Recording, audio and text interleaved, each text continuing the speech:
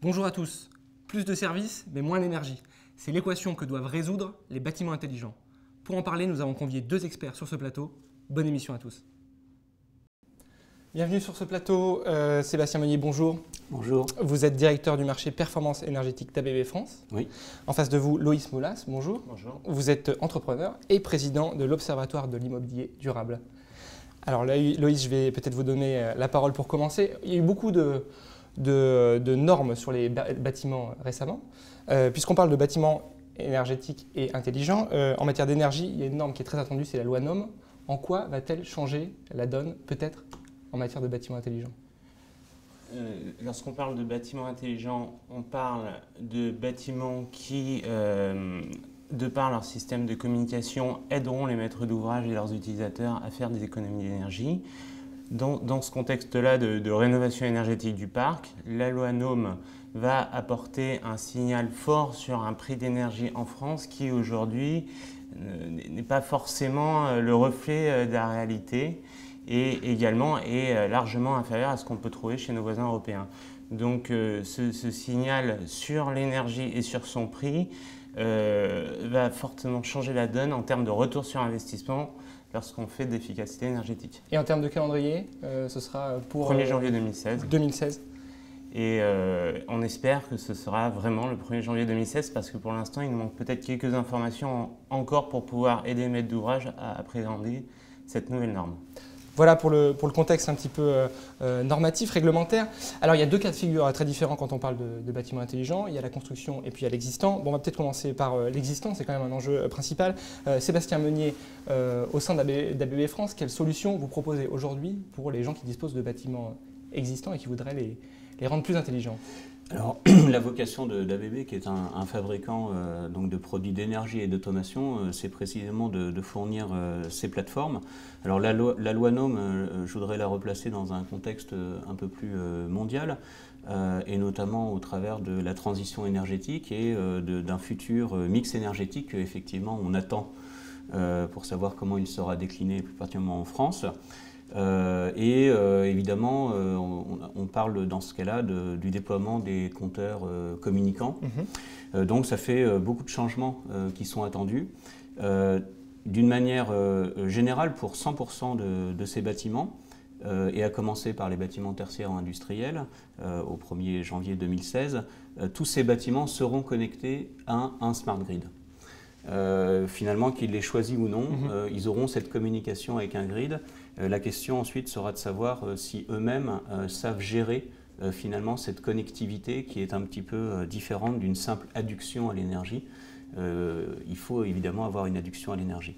Voilà, donc nous, les plateformes qu'on propose permettent justement de se connecter au grid et de faire jouer les charges à l'intérieur et les usages à l'intérieur de ce bâtiment.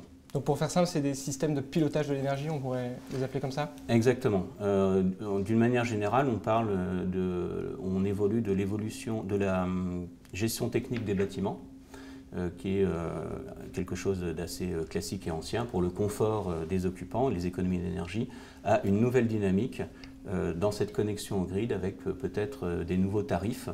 Et justement au niveau européen, le marché est en train de s'organiser avec des tarifs journaliers, voire même qui vont descendre au quart d'heure. C'est-à-dire qu'on va continuer à centraliser les informations pour les réguler et en même temps, cela, on va les décentraliser en dehors du bâtiment ou sur un point d'accès communicant pour pouvoir aller agir directement sur les équipements à distance. On va passer de systèmes plus passifs et indépendants à des systèmes actifs. Voilà. On parlait de systèmes de gestion, de pilotage. Vos adhérents aujourd'hui au sein de l'OID, est-ce qu'ils sont sensibles à ces solutions ou c'est encore un petit peu loin pour eux? Ils attendent peut-être cette fameuse loi NOM? Je pense que tout le monde est très sensibilisé à tout ce qui peut tourner autour du smart, étant donné qu'on en parle déjà depuis un certain temps. Aujourd'hui, donc je pense que les maîtres d'ouvrage sont plus en attente des solutions qui fonctionnent et qui arriveront à les convaincre. Sachant que pour la plupart, ils n'ont pas attendu, comme le disait M. Brenier, ça fait un certain temps que les bâtiments commencent à être équipés avec des systèmes de GTC, GTB, ça fait depuis les années 2000. Et en fait, ce qu'on inclut dans les smart buildings, ce n'est qu'une évolution de ces GTC, GTB en des systèmes un peu plus intelligents. Donc les maîtres d'ouvrage savent de quoi ils parlent et attendent d'être convaincus. Vous m'avez dit en préparant cette émission, Sébastien Meunier, le train est en marche. Oui. C'est l'idée ? Tout à fait, je suis d'accord avec ce qui vient d'être dit. On a déjà des infrastructures. Maintenant, il faut passer au système d'information énergétique. C'est un petit peu différent de faire de la régulation de température ou du contrôle de l'éclairage et d'avoir un vrai système d'information énergétique et un outil de pilotage. Donc demain, si on veut avoir une vraie stratégie d'achat, une stratégie service, une stratégie numérique pour son bâtiment, il faut avoir un système d'information. Donc concrètement, aujourd'hui, les solutions sont évidemment déjà disponibles. Ça commence par un plan de comptage qui est adapté. Et ensuite, c'est la mise en place d'un logiciel qui soit interne ou externe, peu importe, mais en tout cas, un outil d'aide à la décision par rapport à ces consommations énergie et fluide, parce que ce n'est pas que électrique, c'est eau, gaz et électricité. Exactement, et par rapport à ça, ça me permet de revenir aussi un petit peu sur le contexte normatif. En effet, on attend la loi NOM, mais il y a quand même sur le secteur tertiaire et le secteur public, sur le secteur tertiaire privé et public, des normes qui encouragent déjà les maîtres d'ouvrage à se porter sur des systèmes communicants de manière à leur permettre de maîtriser l'information. Je pense à l'annexe environnementale pour tous les baux de plus de 2000 m². Aujourd'hui, les maîtres d'ouvrage, les utilisateurs, les propriétaires ont un gros problème pour être capables, en mesure de remonter cette quantité d'informations de façon efficace et fiable. Et sans des systèmes communicants ou sans la mise en place de process qui peuvent être relativement coûteux, ils ont déjà aujourd'hui du mal à avoir accès à cette information. On a plutôt parlé de rénovation pour l'instant. Est-ce que dans le neuf, on peut déjà se projeter comment être à la page aujourd'hui dans les projets qui se créent, qui se développent? Alors on a eu des évolutions réglementaires qui sont assez conséquentes dans les RT 2012. Donc on voit que le niveau d'exigence sur la performance énergétique a considérablement évolué. Si on prend les chiffres sur le parc tertiaire, on est à 400 kW à peu près en moyenne d'énergie primaire par mètre carré par an. Là, on descend un bâtiment neuf à 50 kW. Donc on voit que ce n'est pas juste une petite économie, c'est carrément un changement de conception du bâtiment. Cela étant, ça n'empêche pas d'avoir un système d'information énergétique. Et dans la conception même du bâtiment aujourd'hui, on a bien intégré toute la qualité du bâti, son intégration dans l'environnement. On commence à intégrer de plus en plus les aspects de gestion active du bâtiment, et notamment dans l'RT 2012, il y a l'affichage des consommations. Cela étant, il va falloir intégrer une troisième dimension qui est cette connectivité au grid. Et aujourd'hui, c'est encore ça qu'il va falloir mettre en œuvre et qui est déjà possible évidemment aujourd'hui, et en particulier dans les bâtiments neufs, tout simplement pour garantir leur performance dans la durée. Donc il faut la prévoir maintenant pour des bâtiments qui sortiront de terre dans quelques années. Voilà, effectivement, si vous voulez tenir la promesse des 50 kW, si vous n'avez pas un système d'information, vous resterez avec une étiquette énergétique. Et ce qui nous intéresse tous, c'est le coût global d'exploitation. Et pour ça, il faut un système d'information et un plan de mesure et des outils pour piloter. Loïs, si on se projette un peu plus loin, quel pourrait être l'avenir de ces approches intelligentes, les innovations qu'on peut attendre, peut-être que vos adhérents attendent pour les prochaines années? Aujourd'hui, oui, si on repart sur l'existant GTC, GTB, une évolution attendue concerne tout ce qui va être autour de l'effaçage. C'est-à-dire que, comme vous le disiez, à partir du moment où on va remettre à zéro les tarifs réglementés d'énergie en France et notamment d'électricité, vous allez avoir un surcoût de plus en plus important sur vos sur vos pointes de consommation pendant les périodes de pointe. Et donc là-dessus, c'est là où les smart buildings et tous les compteurs communicants vont avoir leur rôle, c'est de permettre à l'utilisateur d'un bâtiment d'identifier ses pointes, les équipements qui consomment plus, de manière à pouvoir les répartir dans la journée et minimiser son coût énergétique. Donc ça, c'est, je pense, une rupture un peu plus importante que le comptage qui, tout de même, existe déjà depuis un certain temps. Je vous vois acquiescer, Monsieur Meunier. Ah oui, absolument. Merci pour cette transition, puisque effectivement, au-delà du plan de comptage, il faut d'abord avoir une adduction à l'énergie qui sache gérer la pointe. Donc, par exemple, nous avons maintenant, depuis plusieurs mois sur le marché des disjoncteurs de puissance qui embarquent du logiciel.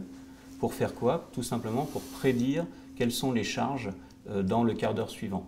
Et effectivement, en ayant une compatibilité multitarif, être capable de délester ou de relester des charges de façon à éviter de passer la pointe justement ou d'éviter de contracter des abonnements ou des pénalités financières dont on ne connaît pas ce que ça va dans la mesure. Dans la NOM. Voilà. Puisque le temps passe vite et qu'on va bientôt arriver à la fin de cette émission, très concrètement, pour résumer, quels conseils vous donneriez aux décideurs, notamment au public, puisque c'est la communauté de cette chaîne Smart City. Allez, quelques conseils que vous pourriez leur donner pour préparer, pour se mettre à jour sur ces sujets. Peut-être Loïs pour commencer. Je pense qu'on est tous très optimistes et très positifs sur ces systèmes de smart building. Après, on n'a pas parlé du coût aujourd'hui, on n'en a pas le temps, mais ça a quand même un certain coût. Donc je pense qu'il faut arriver à travailler sur un échantillonnage à partir de certaines surfaces, à partir desquelles ça devient intéressant et on peut visualiser un retour sur investissement, de manière à derrière donc réaliser des cartographies énergétiques de parc avec des systèmes de mesure et dupliquer les actions qu'on puisse identifier sur ces bâtiments sur le reste d'actifs immobiliers. Donc là, je m'adresse à des gens, créer l'exemple et comprendre en faisant des échantillonnages intelligents. C'est-à-dire qu'on ne pousse pas à la consommation sur l'ensemble du parc immobilier de compteurs intelligents. Très bien. Sébastien Meunier, un dernier conseil pour les le conseil, c'est qu'aujourd'hui, on a une incertitude réglementaire, on l'a dit. Mais on a en face de ça aussi énormément d'innovation, puisqu'on rentre dans le monde du digital. Donc on a des cycles de vie des logiciels et des services qui sont beaucoup plus courts. Donc moi, le conseil que je donne, c'est surtout investissez dans des plateformes interopérables, c'est-à-dire les investissements que vous faites, il faut qu'ils puissent être pérennes. Et si vous avez de l'innovation logicielle tous les 3 mois ou tous les 6 mois, eh bien, il vous faut des plateformes qui vont être capables de prendre ces données, de les libérer, d'une GTB qui au départ est conçue pour faire de la régulation, alors que là on parle de pilotage énergétique, c'est un petit peu différent, et de pouvoir les mettre dans des systèmes d'information. Donc mon conseil, c'est choisissez des plateformes interopérables, des protocoles ouverts, et ne soyez pas dépendant finalement d'une solution packagée, dont vous ne pouvez pas garantir qu'elle sera opérante au 1er janvier 2016 par exemple. Très bien, ces conseils sont passés, j'espère qu'ils seront entendus. En tout cas, ils étaient très clairs. Merci à tous les deux pour votre participation à cette émission. Une émission qui s'arrête, mais évidemment, la chaîne Smart City se prolonge sur Cleantech République, sur la Tribune et sur YouTube. Merci à vous de nous avoir suivis. Au revoir.